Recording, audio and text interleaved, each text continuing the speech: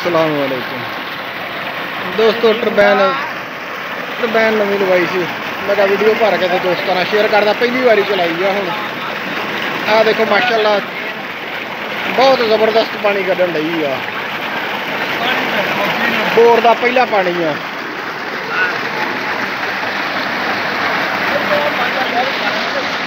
देख लो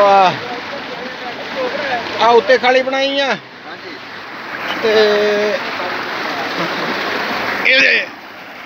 खाला थले खाला बनाया तो उत्ते सलैबा रख के इस तरह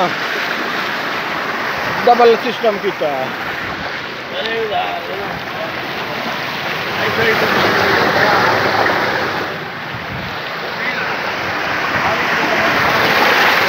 पिछों नहरी पानी आऊगा और पिछों पक्के खाले भी नहरी पानी आऊगा तो इतों डबल सिस्टम हो गए तो टूअलदार रल के गाह चली गई है।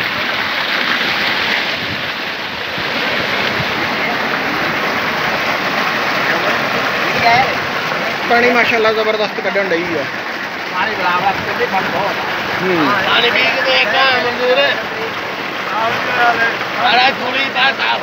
नवा बोर है तो पानी फिर चिट्टा हो तो फिर पी के चेक करते हैं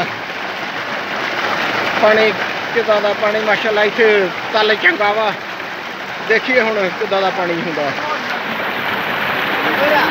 टरबैन आ मोटर लाई आ दूसरी इत्थे आ बैल्ट जिहड़ा पाया वा ये इत्थे लाउणी है दूसरी शाफट है। आ पुली लाउणी है तो फिर ट्रैक्टर वाला सिस्टम भी करना है ना। ट्रैक्टर का सिस्टम करना ये बिजली बंद हो ट्रैक्टर फसल सुकती हो ट्रैक्टर चला के तो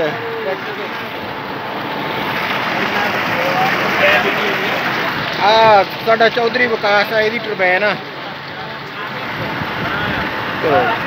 6 लाख रुपया खर्चा किया मैं। देखो इस तरीक से ये बनाई